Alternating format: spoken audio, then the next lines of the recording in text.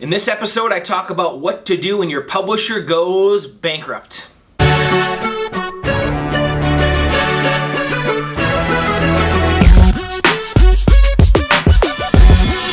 So before I just dive right into this, I want to first say this. Anytime a business goes out of business, it's never fun for anybody. It's never pretty. Nobody intends, when they start a business, nobody intends for it to fail. And so I approach this with, even though I'm going to be using some strong words and giving you some strong advice, I approach it with, as respectfully as possible, and knowing that any one of our businesses, could industry shift, technology shifts. Nobody is immune from going out of business. Nobody is immune from stuff that happens in business. It's just crazy. So things happen even when people kind of lose their way and lose their path. It just is part of the thing of life. It's part of business. And so I think, and I keep in mind when I'm dealing with in these situations, families are always impacted by this. So businesses are impacted, families are impacted, and with that I come into this. So I want to first kind of take that posture towards the situation. I've been in publishing for almost 10 years now. I've seen so many companies come and go, get started and grow and fail, get started and not grow and fail, get started and acquired, and then acquired again, and then acquired again. And every acquisition, the business model changed.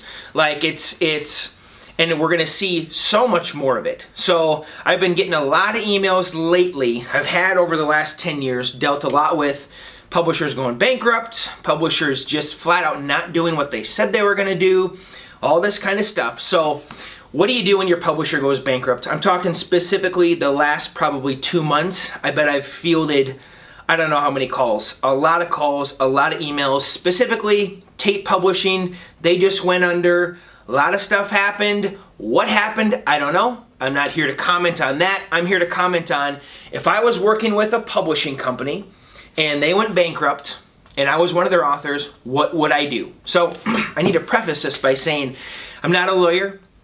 I don't know any of these situations. I'm not a lawyer. So take it as a grain of salt. I'm simply saying, what would I personally do if I was with these companies? So here's the number one thing I would do very first.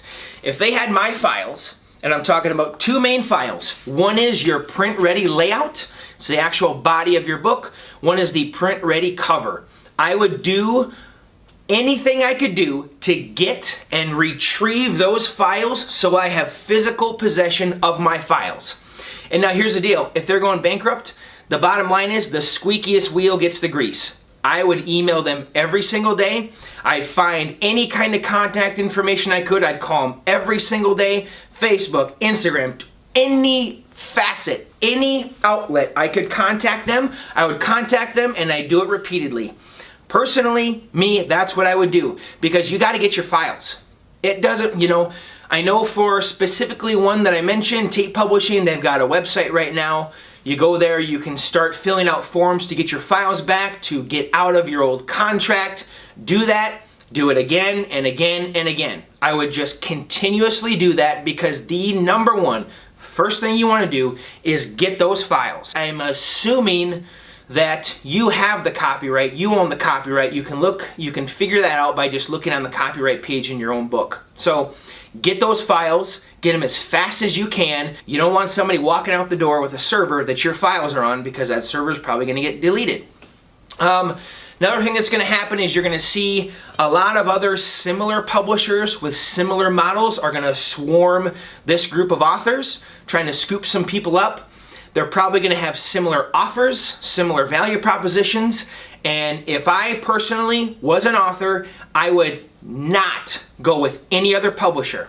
If once I have my files, I would upload those things straight to Amazon. I'd go get an account on Amazon. You go to kdp.amazon.com. I would start there. I would absolutely not go with any publisher.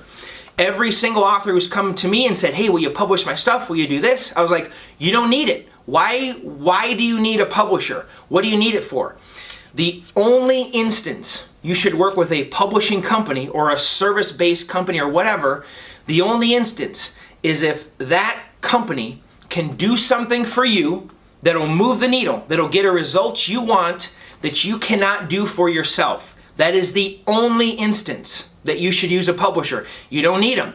That model is gone. So when these publishers come to you and they say, hey, we'll do this, we'll give you some typesetting, we'll give you some editing, we'll do some cover. Usually with that stuff and you're paying less than $10,000, it's going to be bad work. But they're also going to throw at you, here's all the things we're going to do to market your book. And if you're seeing things such as bookmarks and emails and press releases, none of that stuff matters. None of that stuff moves the needle. It's nice to have. It's good having bookmarks. It's good having press releases. You cannot bank on getting a single transaction from those. I would not put any stock in any kind of marketing like that. Any marketing that doesn't involve you engaging with your readers directly, eyeball to eyeball, in your book does not matter. It doesn't work. You can go buy a software program. I saw somebody talking about it this morning. Hey, I bought the software program. It helped my Twitter following go from 2,000 to 11,000 in under a year. And it's some kind of robot. What would even be the point of that? It's not about the quantity of your following. It's about quality. It's about your engagement. You build your following by just putting out good content constantly, doing it repeatedly, and just giving to your readership. And if you don't have a strong desire to want to pour into your own readership, to pour into the people who follow you, I would question why you're even doing this in the first place. So consider that the marketing that these self-publishing companies offer does not work. It doesn't move the needle. So you got to ask yourself, can these people do something for me that gets me a result I want that I can't do on my own? Okay, so you get your files. I would go straight to Amazon and I'd upload them straight from there. And then I would start marketing my book on my own. I'd go to my readers, I'd start talking with them, I'd engage with them, I'd see what they need, what they like about the book, what they don't like about the book. And I would just start building from there. That's what I would do if my publisher went bankrupt. I'll talk to you soon.